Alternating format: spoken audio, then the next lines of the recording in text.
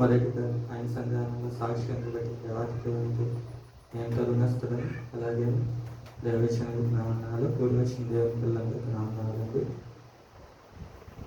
యాక్చువల్గా లాస్ట్ పోయిన వారంలో ఒక 2 days బ్యాక్ ఏమైందంటే ఇంటి దగ్గర మొత్తం తడిమాపు పెట్టారనమాట. చాలా అది వాటర్లో పెట్టారు. పెడతాం వల్ల ఏమైందంటే నేను వెళ్ళేటప్పుడు బాగానే వెళ్ళిపోయాను.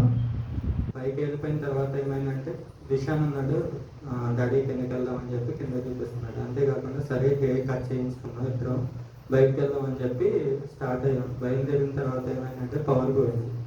సరే పవర్ పోయింది కదా అని లిఫ్ట్ ఆఫ్లో ఉంది కదా, స్టెప్స్ దిగుదామని చెప్పి మెట్లు దిగుతూ ఉన్నాం. తడి దాని మీద కాలు స్లిప్ అయిపోయి పడిపోయాను. పడిపోయినప్పుడు ఫస్ట్ పడిపోయాము, ఓకే దేవా నాకైతే ఏం కాలేదనుకున్నా నేను మనసులో.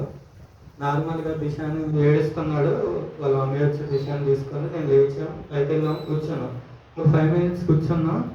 మళ్ళా నేను మనసులో అనుకున్నా దేవా నీకు స్తోత్రం అనుకున్నా. మళ్ళా దిగుతున్నప్పుడు మళ్ళీ సేమ్, కానీ సెకండ్ టైం ఇంకా ఎక్కువగా, అంటే నాకు చాలా భయం వేసింది. సెకండ్ టైం అంటే చాలా కిందకి జారిపోయి కాళ్ళు కూడా కిందకి వెళ్ళిపోయాను. అయితే దిశానికి ఏమైందన్న టెన్షన్లో ఉన్నాను అప్పుడు. సెకండ్ టైం అయితే దేవా మళ్ళా దిశాన్ని ఏడుస్తున్నాడు. నేను ఇంకా దిశాన్ని తీసుకుంది, నాకేమైంది అన్నది నేను ఏం ఆలోచించలేదు. కానీ నేను లేవలేకపోతున్నాను. నేను లేద్దాం అనుకుంటున్నా, లేవలేకపోతున్నాను. కానీ లేచి పైకి వచ్చి నేను నా గురించి ఏం ఆలోచించకుండా దిశాన్ని చూస్తే తనేం డాడీ ఏమన్నా అయిందా అంటే ఏం అవ్వలేదు డాడీ అని చెప్పి అంటున్నాడు.